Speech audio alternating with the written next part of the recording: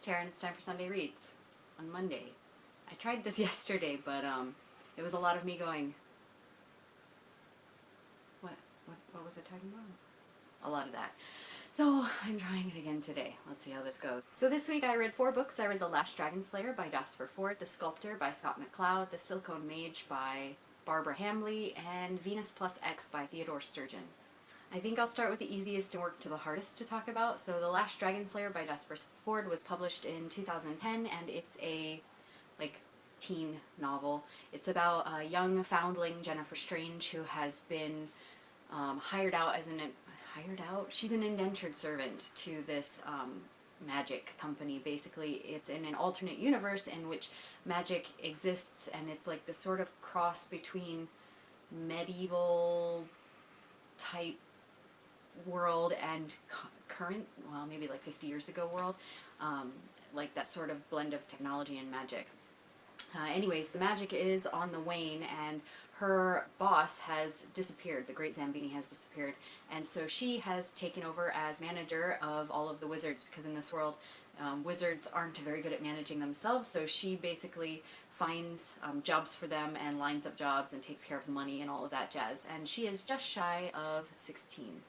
So there's this prophecy that starts going around that the last dragon is going to die on Sunday at noon, and she is appalled at how everyone wants to take advantage of this dragon's death. So once the dragon dies, people get to claim the land. Whoever's there gets to, string off a section and put their name on it, and then it belongs to them. So a lot of big corporations are getting on that. So Jennifer Strange goes to the Dragonslayer to talk to him about what's going on and why he might possibly want to slay this dragon who hasn't done anything to hurt anybody.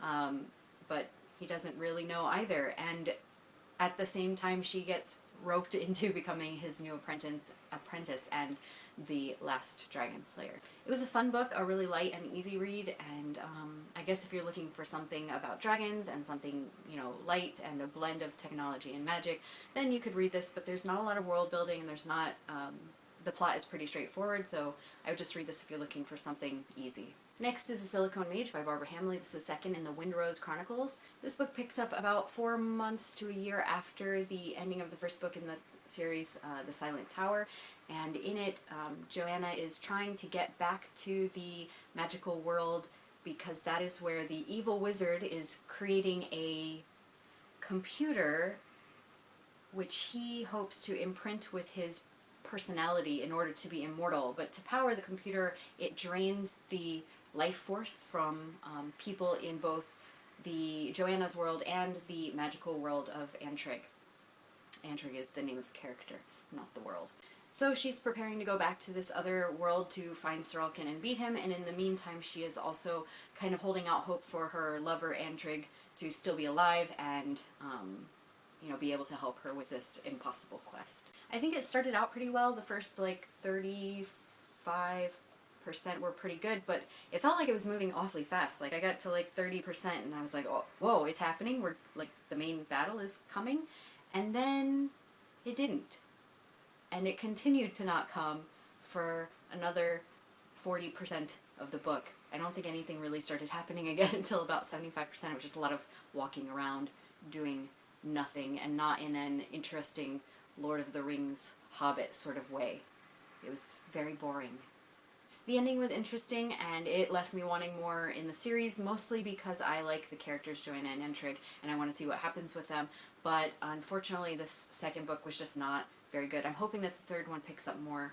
If it does, then I'll continue with the series, and if it doesn't, then I guess I will just leave it at that. But what I do like is it's an interesting blend of magic and technology, and that's always something, it's always something interesting to see what they do with that. I especially like the idea of Soralkin, the evil wizard, imprinting himself on a computer, or putting himself into a computer and becoming that immortal being, and what that entails and what that means, what does it mean to be human, and all of that sort of thing. So that was interesting. But yeah, I generally wouldn't recommend this book, though. I do still recommend the first book in the series, and we'll see what happens with the third book, Dog Wizard. Next is The Sculptor by Scott McCloud. This was published earlier this year, and it is a graphic novel about a young man who makes a deal with the devil to be able to manipulate any material to create art, so that he is able to match the visions in his head with his ability and his ability to manipulate materials.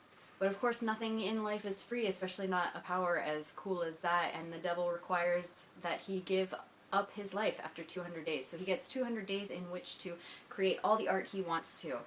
And it seems like a pretty easy deal. The main character is the last in his family. He has nothing else to live for. He was doing really well and as an artist, and then dropped to the very bottom, and now he has nothing to lose, he thinks. So he takes him up on the deal, and the story basically follows him as he goes through his 200 days.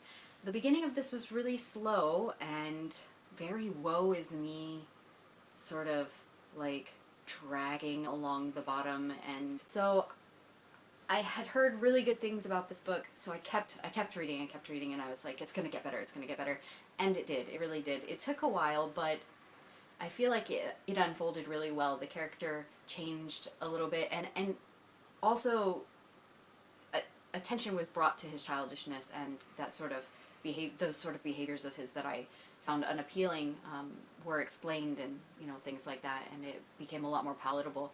And I guess it really made me think of that "walk a mile in their shoes" saying that we have.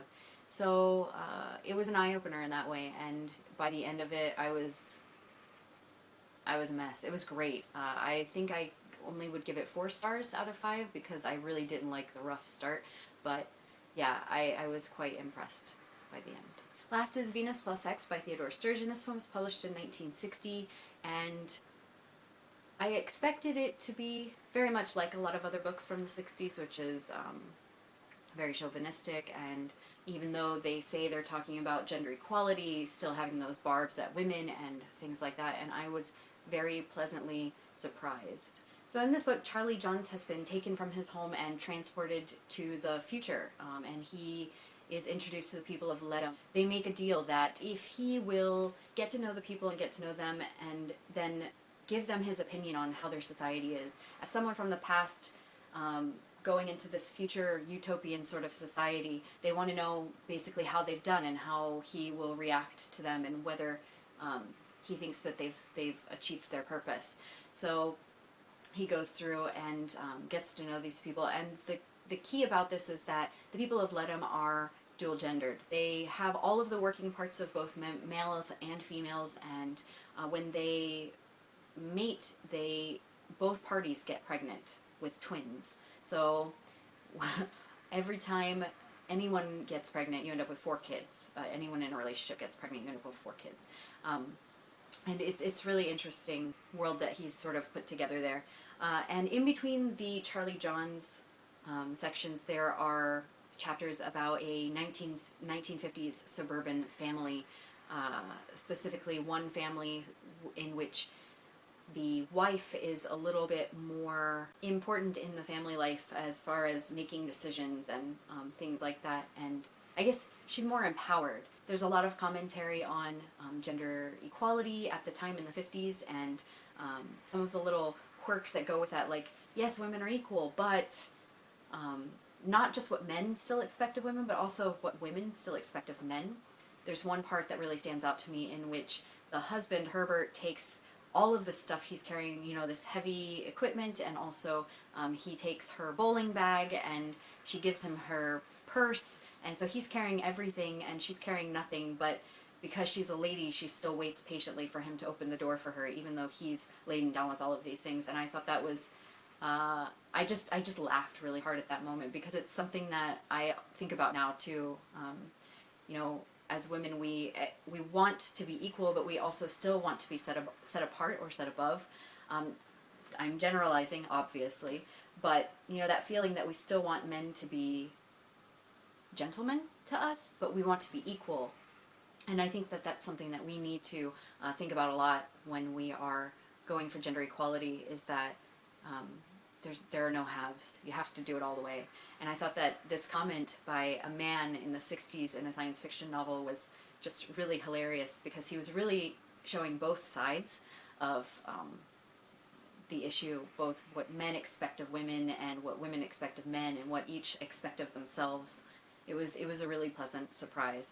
So there were just a lot of moments in this book that made me really think, and I thought I would be bored or that I would be offended by some of the things I found in it, and there were a few moments where I was like, I don't understand, but for the most part, I thought this was a great book, and I'd give it about 4.5 out of 5 stars. I really enjoyed this, and I will definitely be rereading it in the future because I think that there's a lot more to get out of it. So those are the books that I finished last week, and this week I started reading North and South by Elizabeth Gaskell, which I heard Rachel at Colonnati talking about, and I don't usually read historical fiction like that, but it sounded interesting, and I thought I'd give it a try. I watch those sorts of things all the time, but I rarely read them. So I'm about 10% in, and I'm really, it's slow, but I'm kind of enjoying it so far. So we'll see what happens there. I'm also listening to Retribution Falls on audiobook. I have to say the audiobook experience is a little bit interesting for me. I get distracted fairly easily, and when I read, I end up rereading quite a bit. I have to go back a few paragraphs or turn the page back or something like that. And in an audiobook, I find it more easy to get distracted, or like I listen on the train and we go through a particularly loud spot and then I miss something and I wonder, do I need to go back and listen to it again or not? And if I do get distracted and I miss something, then I wonder how far back I have to go. It's not as easy to find things because you can't scan for keywords or anything like that. So I'm feeling a little bit frustrated by it, but I'm hoping that I'm about 3.5 hours in now out of 13.5 hours. So I've got a little time to maybe get used to the process, so we'll see how that goes. I'm hoping to get a little more into it, or at least adjusted to it by the end. I'm pretty sure that listening to audiobooks will not become something I do very often, but I think it would be nice to be able to do it if I want to. So yeah, I'll be finishing those up this week and maybe starting something else. I haven't decided what yet. Right now I'm on vacation. Yay! Monday, Tuesday, Wednesday are off for me, so I've been doing cooking and cleaning and resting, trying to rest a lot because of my cold, and so we'll see what happens with that. I hope it goes away soon. Anyways, how are you guys doing? Have you had an exciting weekend? Do you have any plans for the upcoming week? What's going on with you? What are you reading? I'd really like to hear about it, and of course, if you have read any of the books I've read this last week, I would love to talk about them, especially Venus Plus X. If you haven't read that and you are interested in classic sci-fi and discussion of gender equality, then I would highly recommend reading it and then talking to me, because I would enjoy that. But yeah, I guess that's it, so until next time.